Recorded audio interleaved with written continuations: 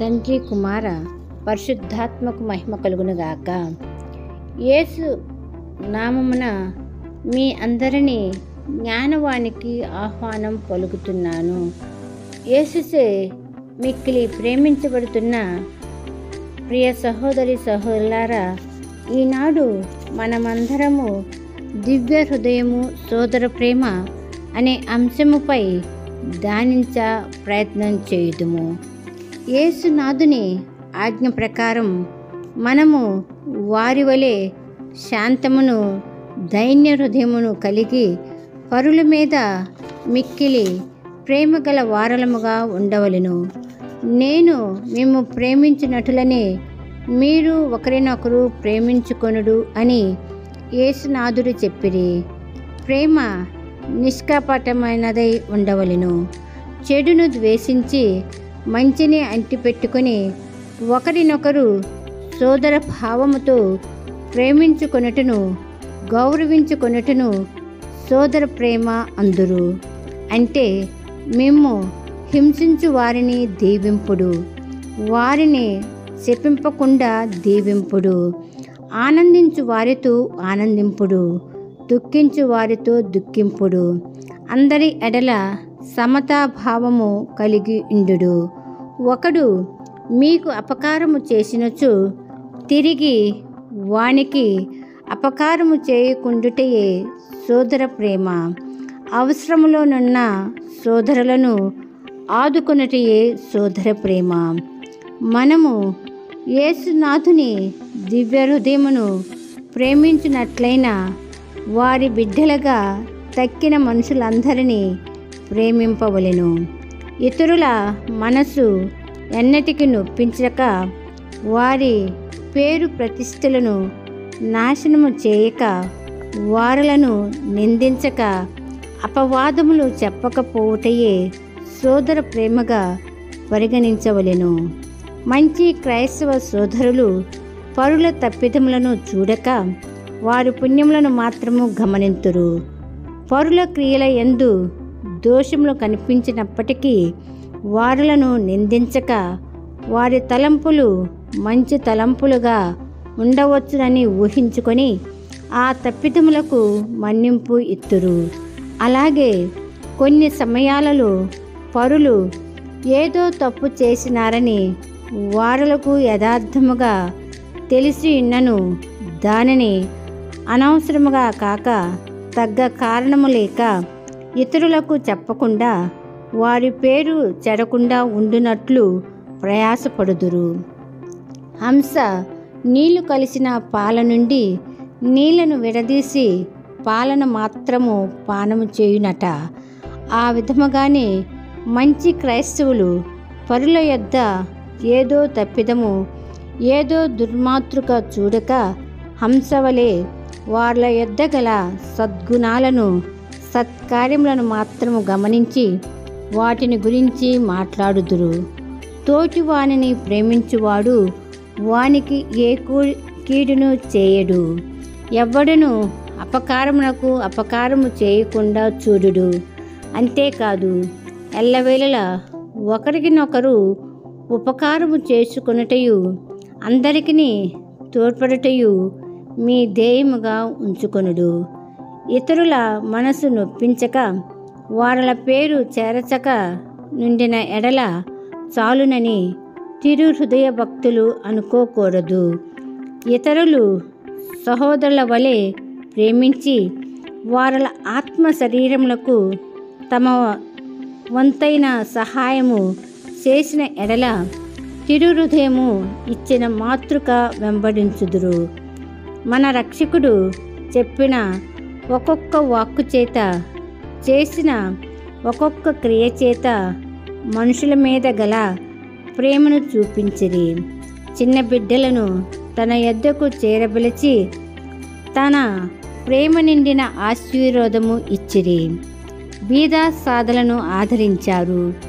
దుఃఖదురితములను అనుభవించు వారికి ఊరట ఇచ్చారు. వ్యాధిగ్రస్తులకు సందర్శించి ఆరోగ్యము ఒసగి పాపాత్ములను మన్నించి అందరికీ సహాయపడి ఆధారముగా నిలిచారు. యెరూషలేము పట్టణమునకు రాబోవు నాశనము గురించి దుఃఖించారు, కన్నీళ్లు కార్చారు. తన శత్రువులను నిర్మూలం చేయలేదు. ఒక సమయములో సమరయ పట్టణస్థులు యేసుకు తమ ఊరిలో నిలుచుటకు కూడా స్థలమియ్యక బయటకు త్రోసివేసినందుచేత అపోస్తులు ఆ పట్టణమును నాశనము చేయవలెనని అడిగిరి. అయినను దయామయుడైన రక్షకుడు వారల దోషమును చూడక, జనుల నాశనమును చేయక, వారల ఆత్మలను రక్షించుటకై తాను ఈ భూలోకమున అవతరించారని పలికిరి. తుదకు మన మీద గల ప్రేమ చేత తన రక్తమంతా ధారపోసి మన కొరకు తన ప్రాణమును సిలువలో బలిగా అప్పగించ ఇష్టపడిరి. అంతేకాదు, తాను ప్రేమించిన వారలను విడిచి ఎడబాయక ఇష్టం లేని వాడై లోకాంత్యము వరకు వారలకు ఊరటగా దివ్య ఆహారముగా ఉండులాగు అన్ని అద్భుతాలలో అద్భుతమైన దివ్య సప్రసాదమును స్థాపించిరి. పునీత పౌలు గారు ఇదంతా తలచి ఆశ్చర్యపడి ఇలా అంటున్నారు: ఇక జీవించినది నేను కాదు, క్రీస్తే నాయందు జీవించుచున్నారు. నన్ను ప్రేమించి నా కొరకై ప్రాణత్యాగం చేసిన దేవుని పుత్రుని అందలి విశ్వాసము చేతనే ఇప్పుడు నేను శరీరమందలి ఈ జీవితమును గడుపుచున్నాను.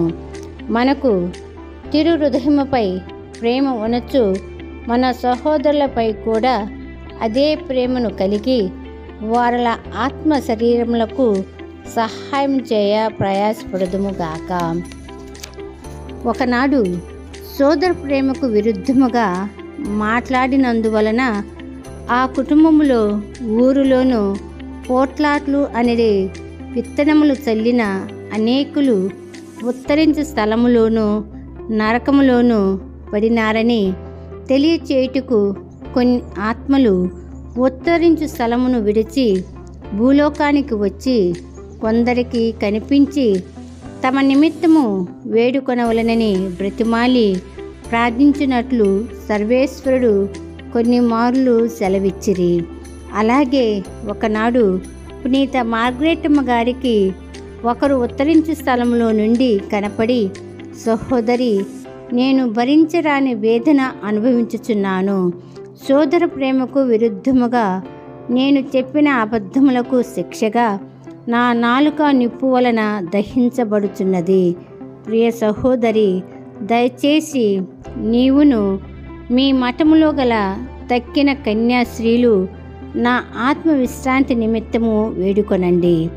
నీవు చెప్పు మాటలను తక్కిన కన్యాశ్రీలు నమ్మునట్టుగా ఇదిగో ఒక గురుతు చూపించుచున్నాను, చూడమని చెప్పి ఆయన తలుపు మీద తన చేయి పెట్టగానే 5 వేళ్ళు తలుపులో దిగి రగిలించినందున ఆ గది అంతటను సహింపరాని దుర్గంధ కంపు వ్యాపించెను.